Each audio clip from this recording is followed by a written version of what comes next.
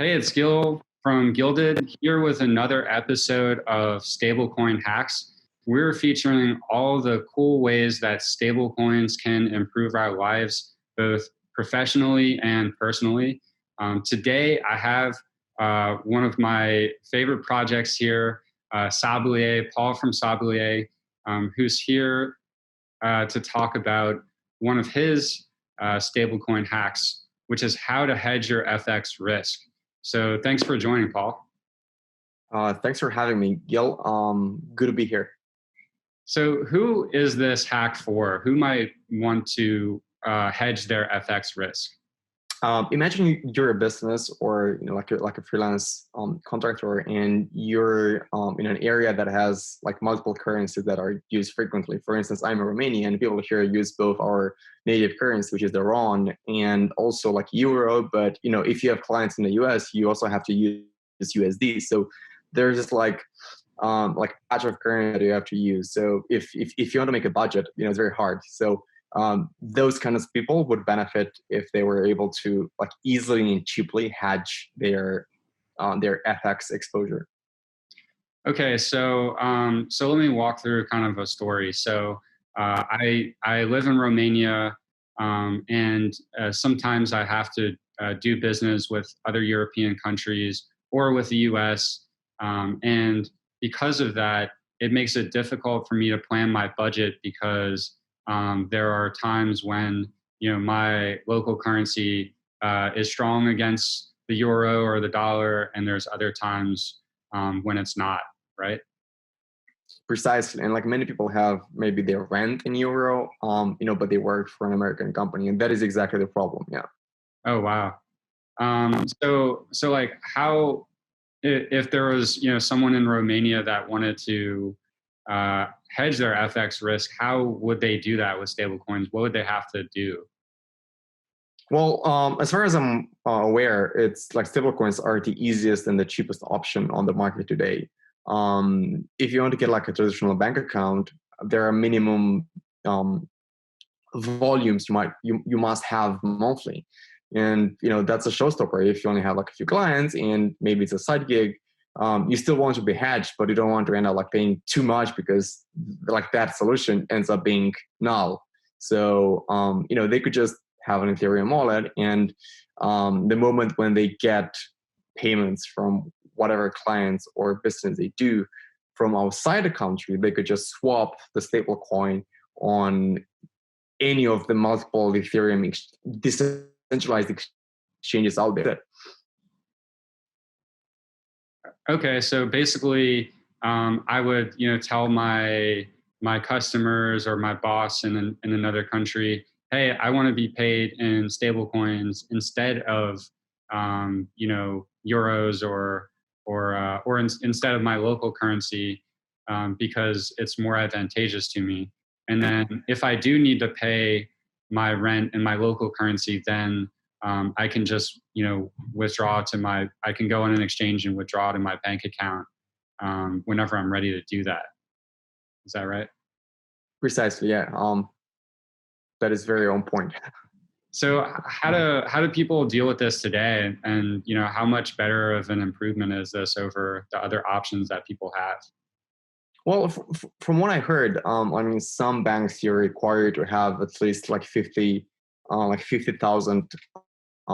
dollars or euros just open an FX account with them, and that's just like a lot if you just want to start out and like not to be exposed to that like FX rate.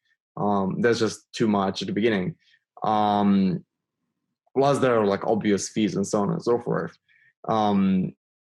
So like stablecoins just like fit the bill very well because you can just like plug them in and there's no cost, even if you want to use them for like $1 or like $10 or like a DAI being one of the stablecoins that are on Ethereum.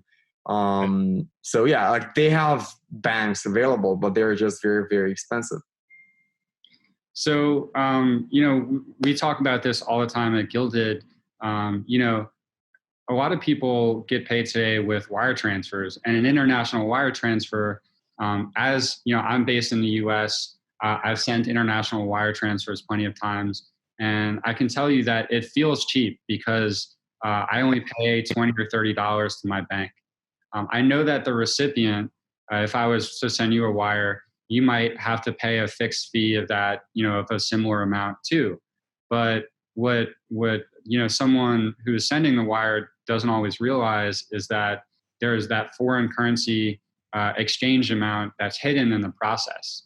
And so you might receive, in your bank account, if it's converted to your local currency, you could pay a pretty hefty fee of like, 2, 3, 4% on that. Have you ever seen that happen before?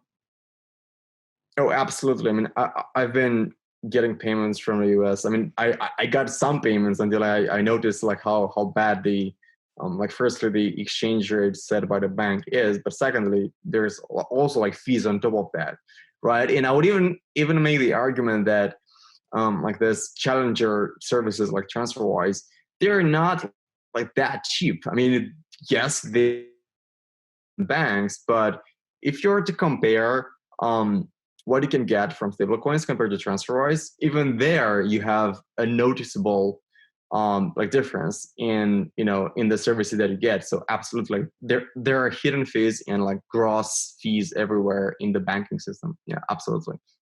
Yeah, one of the things that I think has held up what I'll call crypto payments in the past, which is the first version of this whole digital currency, new internet money, is that if you were buying Bitcoin, the person paying had to buy Bitcoin and pay a fee, and then the person selling Bitcoin had to pay a fee as well. So in my first stablecoin hack video, I actually talked about how you can what I call upload money to the internet for free.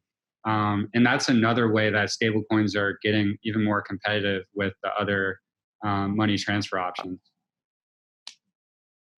So Absolutely, and like swapping them, like swapping between one stablecoin and another is super cheap. Like there are exchanges with almost no slippage, which is unheard of in normal nice, banking. nice. So you're this problem is near and dear to your heart because you've actually been working on a way for people to get paid in stablecoins, right? Do you want to tell us a little bit about Sablier? Sure. Sablier is this like money streaming protocol in an application where you can stream money on the internet, and that may sound fancy, but basically we allow you to make payments by the second for predefined periods of time. And you can imagine using this for getting your salary in real time, or maybe paying for a subscription by the second. Gilded here actually have their premium subscription payable by Sablier. So if you're interested in go take a look. And yeah, I mean, that's what you can use it for, but what we have in mind, but you can use it for pretty much anything you want. Cool, cool. Well, thanks for joining us today on Stablecoin Hacks. If you're listening in and you are really passionate about stablecoins or you just want to learn more about it, tune in because we've got plenty more episodes up ahead with other industry thought leaders like Paul.